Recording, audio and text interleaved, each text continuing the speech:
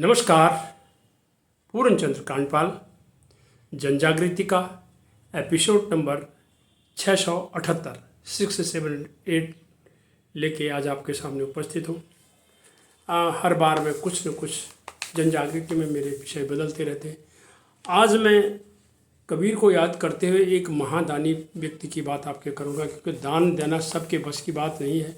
इस दुनिया में बहुत पैसे वाले लोग हैं, लेकिन दान कितने देते हैं आप अध्ययन करेंगे तो आपको पता चलेगा। ये अध्ययन से और शोध से पता चलता। कबीरदास जी कह गए कि ज्यों जल बाड़े नाव में घर में बाड़े दाम, ज्यों जल बाड़े नाव में घर में बाड़े दाम, और दो हाथ उलीजिए यही सज्जन को काम।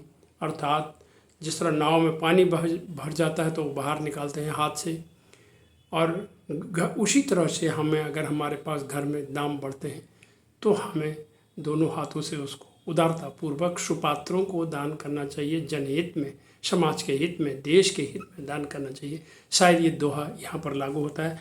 तो आज मैं जो दानवीरों के जिन जिन लोगों के आपने नाम सुने होंगे, तो उनमें एक महादानी है और जिनका जन्म सामाजिक उत्थान के लिए हुआ है, और इनमें अग्रगण्य हैं टाटा समूह के पूर्व चेयरपर्सन उद्योगपति रतन टाटा जी, जो एक फिलैंथ्रोपिस्ट हैं। फिलैंथ्रोपिस्ट मीन्स होता है मानवीय सोच रखने वाले जनहितैषी व्यक्ति हैं।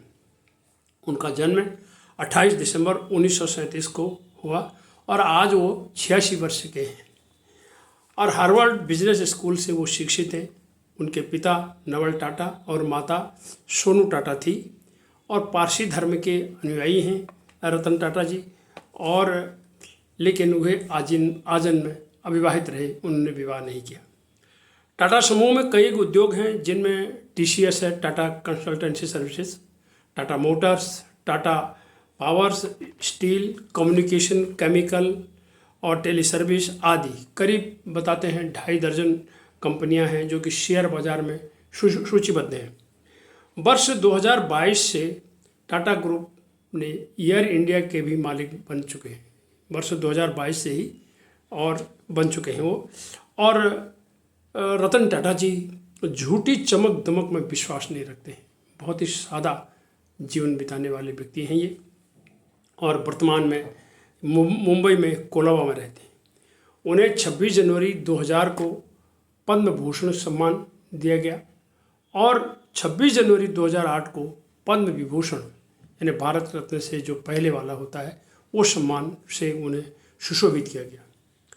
2008 में ग्लोबल लीडरशिप नेस्कॉम द्वारा भी इन्हें सम्मानित किया गया, और 2008 में ही टाइम पत्रिका में जो उनके दुनिया के जो प्रभावशाली व्यक्ति होते हैं उनके वो नाम छापते हैं, तो 100 प्रभावशाली व्यक्तियों में भी रतन टाटा जी का नाम आया था 2008 में।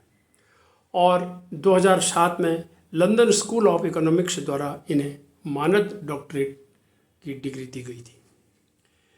और ये जो दान करते हैं, इनके दान का जो दायरा है, ये कहाँ करते हैं, क्या ये सोच रखते हैं?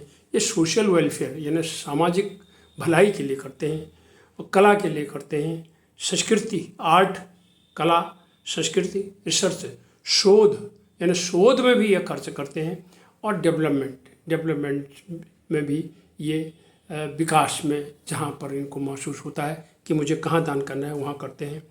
स्कूलों के लिए दान करते हैं, अस्पतालों के लिए करते हैं, और सार्वजनिक स्मारकों के लिए भी ये दान करते हैं।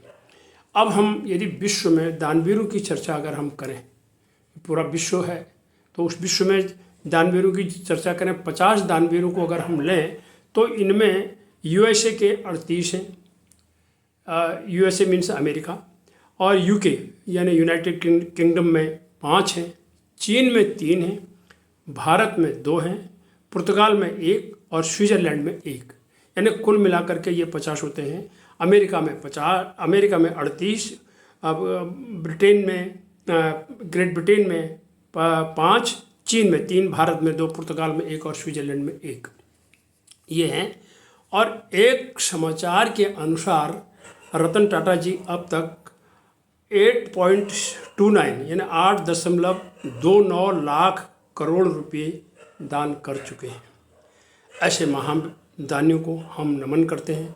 हमारे देश में और भी कई नाम हैं जिनके बारे में हम शोध मैं कर रहा हूँ अभी और देख रहा हूँ कि कई लोग नाम लिए जाते हैं और आप जानते भी होंगे, लेकिन जो रतन टाटा जी ने इस तरह से आज भी वो इस मुहिम में लगे रहते हैं कि किस तरह से समाज के हित में दान किया जाए, भला किया जाए। तो इसीलिए कबीरदास जी का वो जो दोहा मैंने आरंभ में आपको बताया था कि ऐसे महादानी को हम नमन करते हैं और प्रणाम करते हैं कि जो उन्होंने जितना भी कमाया दोनों हाथों से दान करके देश, समाज और जनहित में खर्च किया। आज इन्हीं शब्दों के साथ उन्हें पुनः नमन करता हूँ। नमस्कार।